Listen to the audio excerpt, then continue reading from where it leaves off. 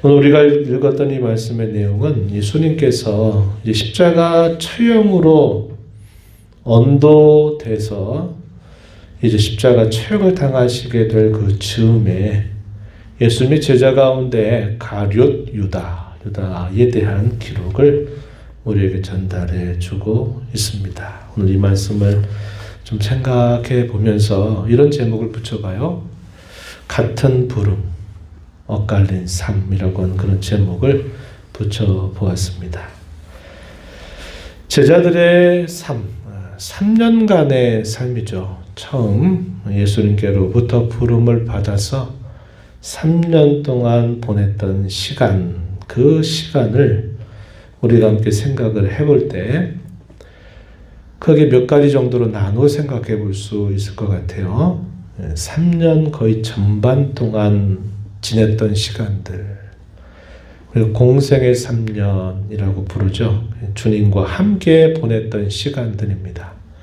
두 번째 부분은 그 중에서도 예수님의 마지막 한 주간, 우리가 소위 예루살렘 입성하시고 나서 십자가 처형을 당하시고 무덤에 장사되셨던 그 일, 그게 이제 한 주간 있었던 일이잖아요. 그 한 주간 동안 집중적으로 성경은 아주 자세하게 우리에게 기록을 남겨주고 있어요.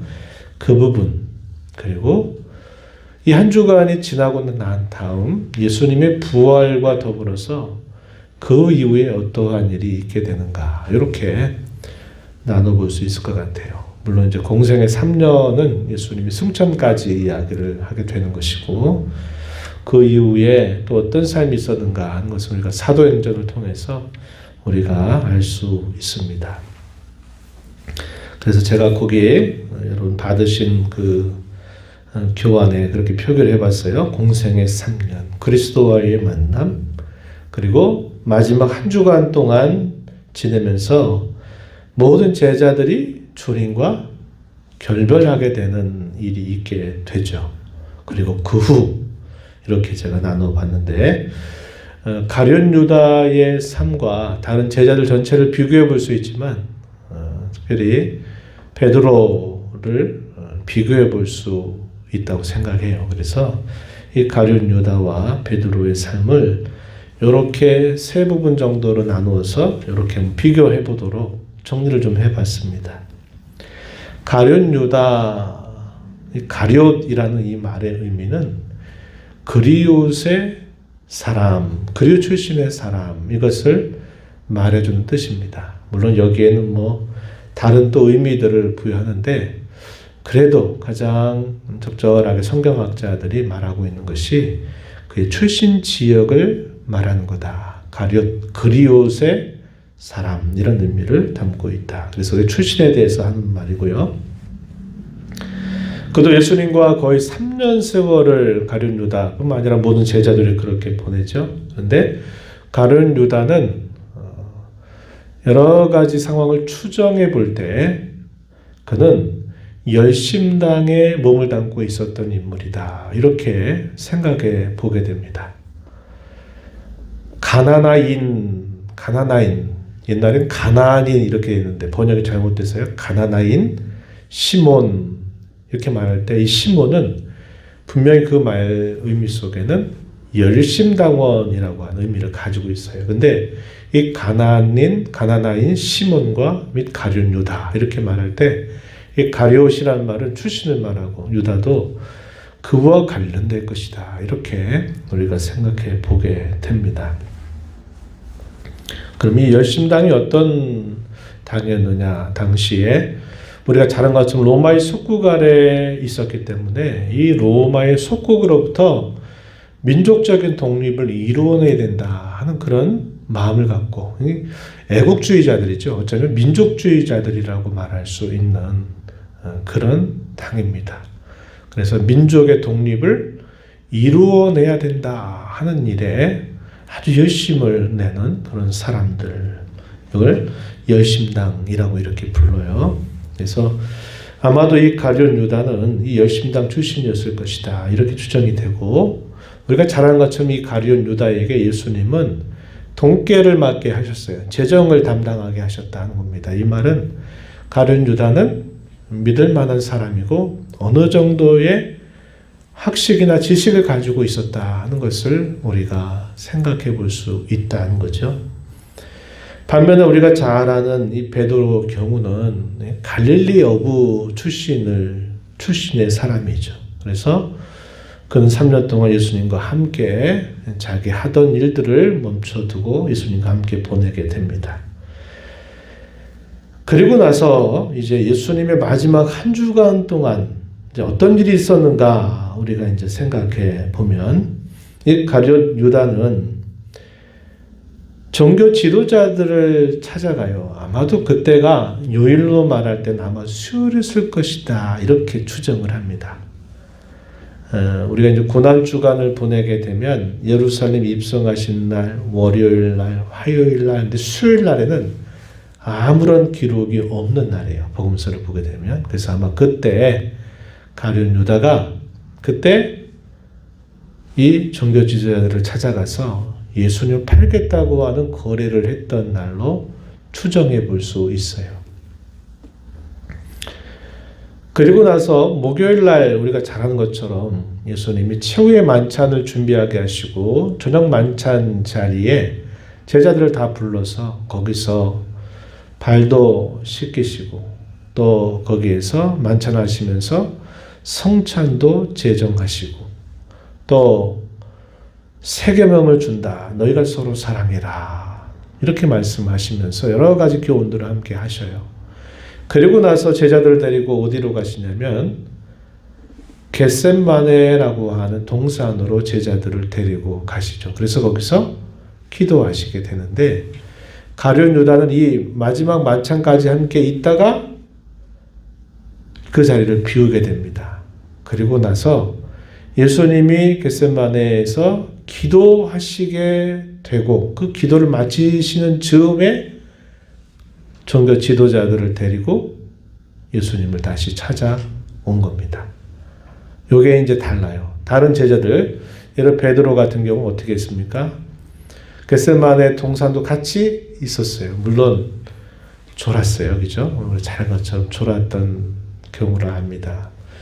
그렇지만 그렇게 해서 조는 듯 기도도 못하고 그렇게 하다가 결국 기도를 마치게 될 즈음에 누구를 만나면 가룟 유다와 종교 지도자들과 또 로마의 군병들이 찾아온 것을 만나게 된 겁니다. 그래서 그런 면에서 차이가 있게 돼요. 어떻게 됐나요? 가룟 유다는 이미 종교 지도자들에게 은 30을 주고서 자기 스승 예수님을 팔겠다고 하는 약속을 한 다음에 그렇게 예수님을 팔아서 예수님을 체포당하게 하는 일을 하게 되죠. 베드로는 어떻게 했습니까?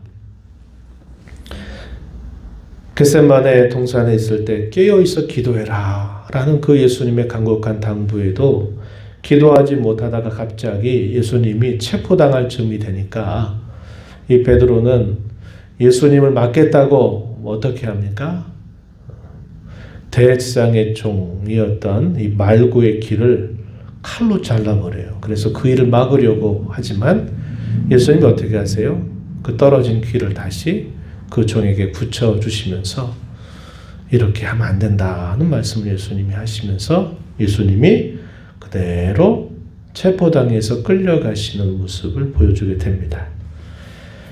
그리고 난 다음에 베드로는 예수님이 예고했던 것처럼 닭이 2번 울기 전에 네가 나를 3번 부인하리라고 하셨던 그 말씀을 들었던 대로 그리고 그는 그 말씀을 들으면서도 죽을지언정 그렇게 하지 않겠다고 말은 했지만 뜰에 머물러 있던 때 3번이나 그를 향해서 너도 예수 당이지? 너도 예수 따르는 사람이지? 이렇게 말하니까 나는 그를 모른다 그래서 3번을 부인하게 됩니다. 그래서 부인을 하고 나니까 닭이 또 2번째 우는 거예요. 예수님 말씀하신 대로 그대로 이루어진 것을 봤던 베드로는 통곡하는 그런 모습을 보여주게 됩니다. 그 다음 가룟 유다의 경우는 종교 지도자들에게 30, 은 30을 받고 팔았고 베드로는 부인하지 않겠다고 이렇게 분명히 장담하다가 결국 3번 부인하고 통곡을 하게 돼요. 오늘 우리가 읽은 본문으로 한번 들어와 볼게요. 3절 한번 보세요. 그때에, 이 말은 예수님이 아직 십자가 체형을 당하시기 전입니다. 빌라도에게 예수님이 끌려가서 거기서 빌라도 법정에 서 있을 즈음이죠. 그때에 예수를 판 유다가 그의 정죄됨, 그리스도가 정죄된 사실을 보고서 스스로 뉘우쳤다 이렇게 표현되어 있습니다.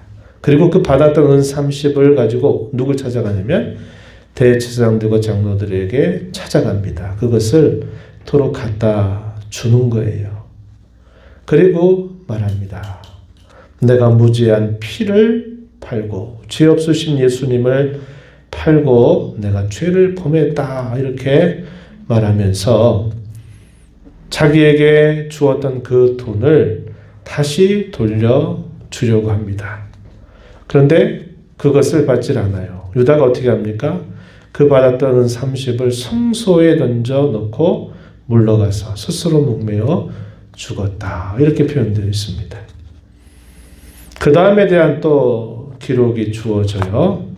대제사장들은 그 돈은 절대로 성전교회에 넣어둘 수 없다. 그래가지고 그 돈 다시 빼가지고 그걸 가지고 밭을 삽니다. 이 유다가 자살해서 죽은 그 밭을 사요. 그래서 피밭이라 아겔다마 이런 이름 아마 이름일 거예요. 이렇게 짓고 그것이 계속 있게 되는 일이 있게 됐다. 이렇게 표현이 되어 있습니다.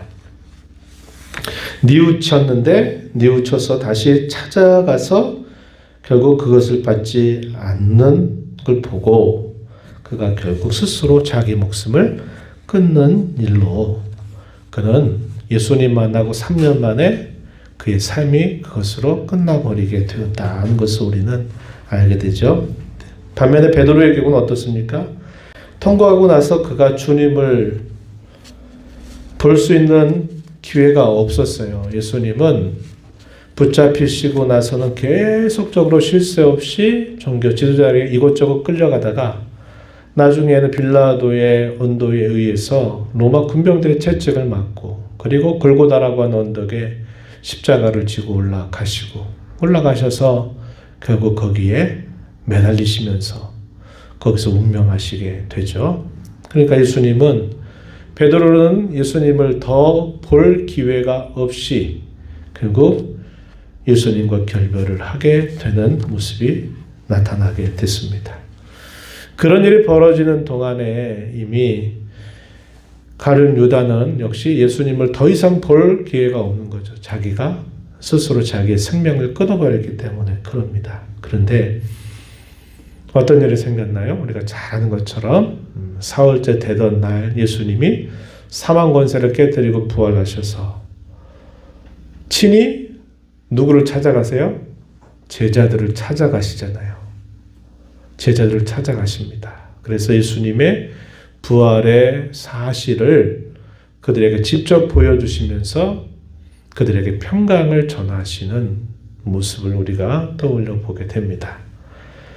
그런 과정에서 베드로는 무덤에 찾아가서 보기도 하고 실제로 무덤이 비어있는 것도 확인하지만 예수님이 부활하셨다고 하는 사실을 잘 믿질 않았어요. 거의 모든 제자가 다 그랬습니다. 아마도 요한 정도 빼고는 모든 제자들은 그 사실을 믿지 않았어요. 그리고 그렇게 예수님은 40여일을 지내시면서 여러 차례 제자들에게 나타나시고 결정적인 순간이 있었어요. 어떤 순간입니까? 예수님이 십자가 지시기 전에 말씀하신 것처럼 얘들아 갈릴리에서 보자. 내가 갈릴리로 가겠다. 하셨던 말씀처럼 예수님은 갈릴리에서 그 제자들을 직접 만나 주시죠. 그래서 이 제자들이 예전에 다시 고기 잡는 일을 하게 될 때 고기 잡지 못했을 때 예수님이 고기 잡는 말을 하나 하시죠. 그래서 그 말씀대로 따라 했더니 많은 고기가 다시 잡히게 되고 그 고기를 잡아서 해안가에 왔을 때 예수님은 고기를 그들의 아침을 준비하는 일을 다 하고 계셨던 겁니다. 이 이야기가 요한복음 21장에 보면은 소개가 되죠. 그러면서 예수님이 식사를 같이 하시고 나서 베드로를 불러서 말씀하시잖아요. 요한의 아들 시몬아, 내가 나를 사랑하느냐?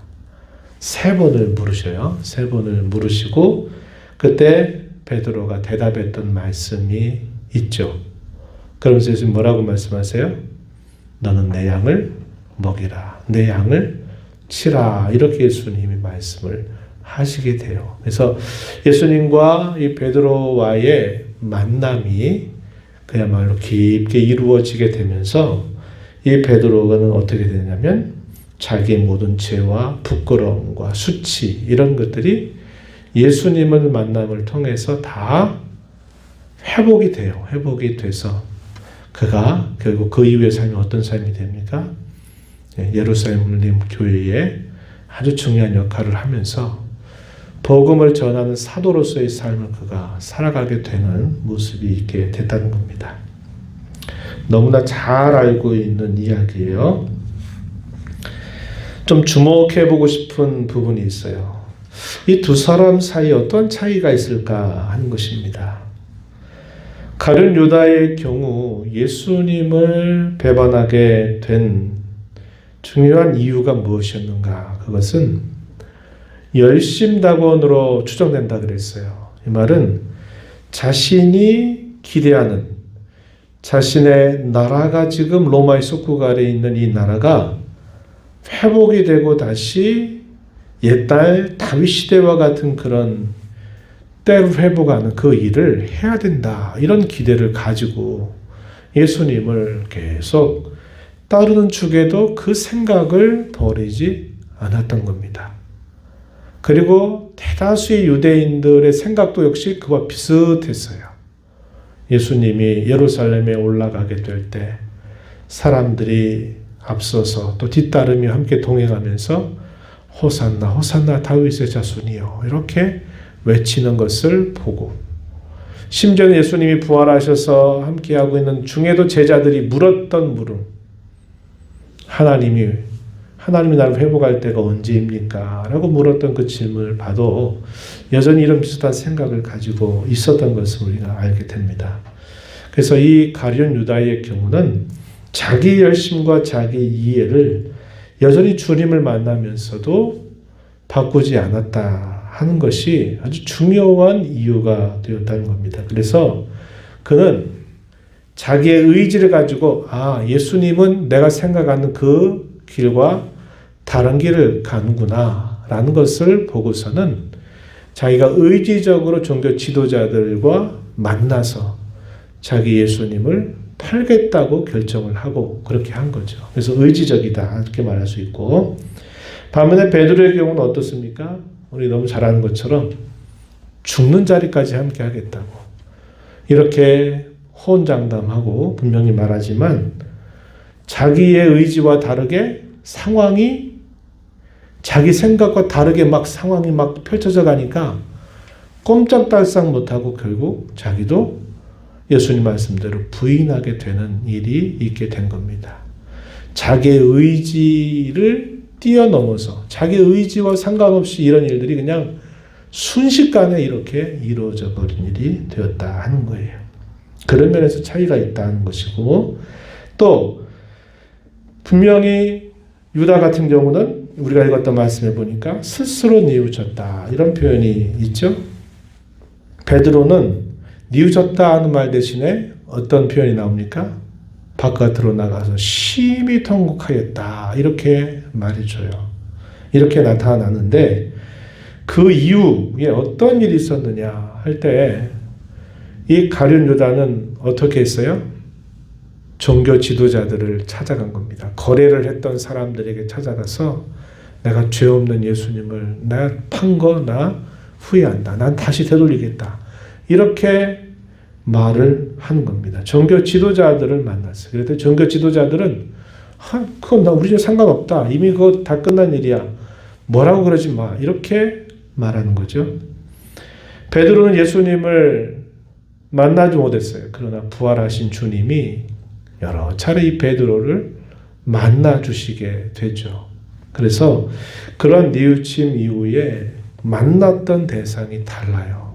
가룟 유다는 종교 지도자들을 찾아가서 그의 뉘우침을 어떻게든지 해보려고, 다시 회복해 보려고 했지만 그 일이 안 됐고, 베드로는 스스로 예수님을 찾아갈 수는 없었지만 예수님이 말씀하신 것처럼 직접 찾아오셔가지고 그를 만나 주시고 결정적인 그런 일들까지 친히 준비하시면서 이 베드로를 회복시켜 주시는 일을 하게 된 겁니다. 그래서 결과가 어떻게 됐어요? 가룟 유다는 스스로 목숨을 끊어서 죽게 되고, 베드로는 그 주님을 다시 만나서 회복돼서 힘을 얻어서 주의 몸된 교회를 위한 사도로서의 사명을 평생토록 감당하다가 그의 생애를 마치게 되는 일이 있게 되었다 하는 겁니다. 이게 이런 분명한 차이가 있다 하는 것이에요. 죄를 범하는 것은 어떤 결과를 우리에게 가져다 주느냐, 그것은 주님을 다시 뵐 수 없도록 하는 가장 큰 장애물이 된다는 거예요. 죄가 바로 그러하다 하는 겁니다. 가룟 유다의 배반, 또 베드로의 배반도 마찬가지예요. 그게 범죄가 되고 그 범죄가 주님을 다시 만나게 하는데 가장 큰 장애물이 됐던 것을 보게 됩니다.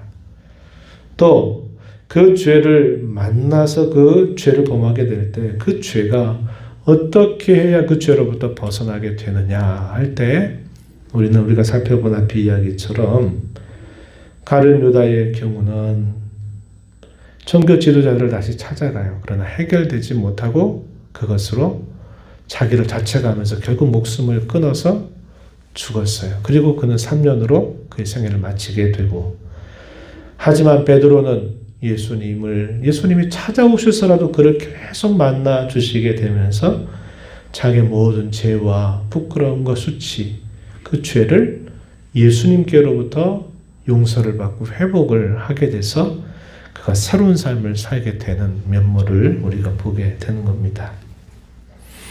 이러한 모습들은 오늘 우리가 살아가는 우리의 삶 속에서도 같은 원리다 하는 것을 우리가 꼭 기억하면 좋겠습니다.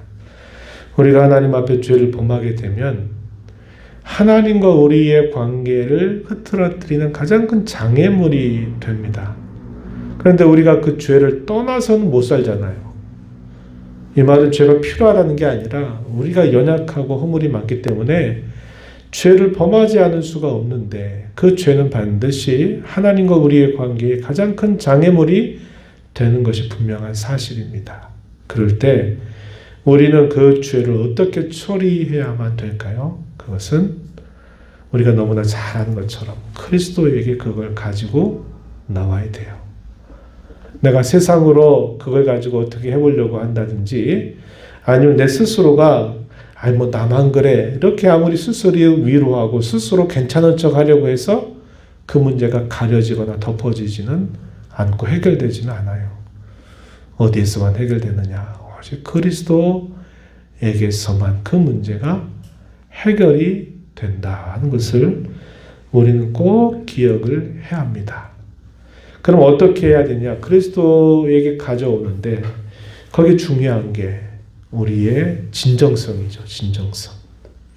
그냥 나왔으니까 됐죠, 이게 아니고, 주님 앞에 내가 나왔으니까 다 됐죠, 이런 생각이 아니라 주님 앞에 우리의 마음의 진심으로 주님 앞에 그것을 아뢰고 주의 그 한없는 긍휼을 힘입어서 우리의 죄가 깨끗하게 용서되도록 우리의 죄를 진심으로 회개하는 일이 우리가 꼭 필요해요.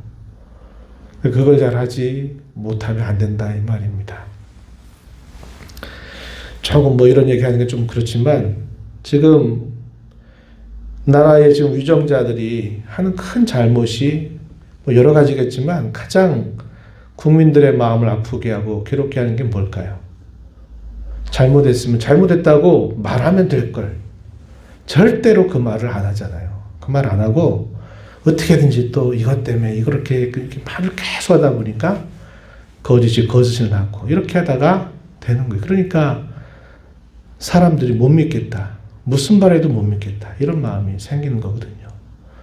죄는 그 죄를 내 스스로 가리고 덮고 한다 그래서 가려지는 게 아닌 거예요. 우리가 사람의 관계에서도 모두가 다 실수가 있고 연약함이 있으니까 아이고 내가 미안하다고, 내가 좀 부족했다고, 생각 못했다고 이렇게 말하면 다 누구나 다 실수가 있으니까 그런 실수 때문에 그런 부분들을 서로 용납하고 서로 이해할 수 있어요. 그럼 그 관계가 오히려 더 돈독해질 수 있는 계기가 될 수 있지만 그거 아니라고 계속 그렇게 우게 되면 못 믿어요. 무슨 말해도 저 사람은 무슨 말해도 못 믿는 사람 이렇게 벽해버리는 거죠.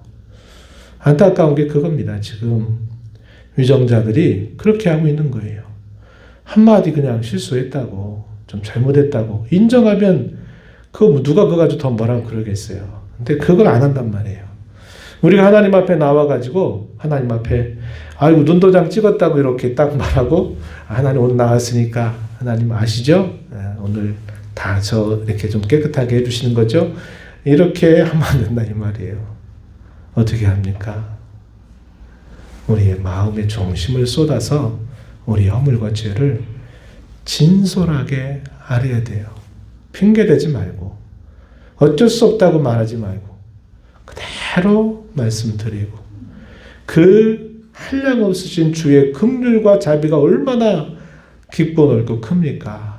우리를 용서하시려고 기다리시는 그 주님이 그러한 진실한 고백을 하면서 바라는 모든 이들에게 왜 은총을 안 베풀어 주시겠어요? 그 마음의 답답함을 씻어줄 것이고 그 양심이 괴로워서 거리끼는 그 마음을 주님이 만져주셔서 그의 마음에 평안을 주시고 그의 마음 속에 안정된 마음을 주고 그의 심령 속에 평안을 주고 기쁨을 주는 일을 주님이 하실 텐데 우리는 그 일을 잘 안 한다 이 말이에요. 바르게 안 한다는 겁니다. 그래서 이런 부분들이 오늘 우리에게 있어서도 중요한 일이다 하는 것이고요. 마지막 세 번째는 소명을 점검하고 소명에 충실한 삶을 남은 생애 동안 살아가자고 하는 이야기입니다. 이걸 가지고 함께 기도하면 좋겠어요. 소명에는 두 가지가 있습니다. 하나는 구원하시기 위하여 죄악 가운데 있는 그 사람을 주님이 불러서 그 죄로부터 벗어나기 위해서 구원하시도록 그를 부르시는 일이 있어요. 그리고 구원하여 부른 그 사람에게 주님이 뭐라고 말씀하세요? 너는 제사장 나라가 되라. 너는 거룩한 백성이 되라. 하는 주님의 부탁이 우리에게 주어지는 거예요. 그걸 다르게는 사명이라고 말할 수 있는 겁니다. 우리에게 출애굽기 19장 말씀에 보면 그러잖아요. 애굽에서 건져낸 그 백성들이 3개월 만에 애굽에서 나온 지 3개월 만에 어디에 도착하냐면 시내산에 도착하거든요. 시내산에 도착해서 하나님이 그 백성과 정식적인 언약을 체결해요. 이게 시내산 언약입니다. 시내산 언약을 체결할 때 하나님 뭐라고 말씀하시냐면 내가 너희를 독수리의 날개로 너희를 품어서 내가 이곳으로 끄집어냈다. 이것은 너희를 제사장 나라가 돼서 너희를 통해서 다른 모든 민족들이 돌아오게 하기 위해서 내가 너를 뭐했다? 구원했다. 건져냈다. 이렇게 말씀을 하시는 거예요. 그래서 이스라엘 나라의 정체성은 그들이 구원받은 백성이 되어서 뭐 하는 겁니까? 그들이 제사장 나라가 되는 거예요. 그래서 그들을 통해서 이방의 민족들이 하나님께로 돌아오게 하는 일을 그들이 감당해야만 했던 거예요. 마찬가지입니다. 주님이 저와 여러분을 죄 가운데 살던 저분이 불러서 끄집어내서 우리에게 뭐 하기를 기뻐하시느냐. 먼저 건진받았으니까 너희가 또다시 다른 사람을 건지는 이 일을 하라고 주님 우리에게 부탁하시는 거예요. 그래서 이 소명에는 이 두 가지 면이 있다. 하나는 우리를 구원하시는 소명이 있고 또 하나는 우리를 세상에 보내서 우리로 하여금 하나님의 나라를 이루는 일이라든지 믿지 않는 자들을 건져내서 주의 나라의 백성이 되게 하는 이 일을 감당하라고 우리에게 말씀해 주시는 겁니다. 그래서 우리가 이 소명을 점검할 때 뭘 구별해야 되느냐? 소명에는 두 가지가 있다고 말해요. 하나는 외적인 소명이 있고 하나는 내적인 소명이 있다고 말합니다. 외적인 소명은 뭐냐면 가룟 유다와 같은 거예요. 같은 부름을 받았어요. 3년 동안 같이 지냈어요. 그런데 마치 가룟 유다와 다른 제자들과의 삶이 완전히 엇갈려 버리잖아요. 그렇게 될 수 있다는 거예요. 그러면은 외적인 소명은 받았지만 이 가룟 유다는 내적인 소명은 받지 못한 것이다. 이렇게 성경은 우리를 가르쳐 주고 있어요. 그래서 우리가 점검해야 될 게 뭐냐면 그냥 교회당에만 나오고 교회당에서 요구하는 신앙적인 태도만 하면 되는 게 아니라 진정한 내적인 소명을 늘 확인하고 점검하는 자세를 가져야 하는 거예요. 예배하러 나온 거지만 예배를 왜 합니까? 하나님을 인격적으로 만나기 위해서 우리가 예배하는 거잖아요. 그래서 내적인 소명을 우리가 점검하고 우리를 날마다 새롭게 하시는 주의 은혜를 기억하면서 베드로가 사도로서의 남은 생애를 주의 영광을 위해서 주의 나라를 위해서 교회를 위해서 충실하게 살았던 것처럼 저와 여러분의 남은 삶이 이 소명에 충실한 삶을 살아가는 것이 정말 중요하다. 이것을 우리 마음에 깊이 간직하면서 주께서 우리를 부르시게 될 그때까지 우리가 이 삶을 성실하게 충실하게 잘 감당하며 살아가야 되겠다 하는 것입니다.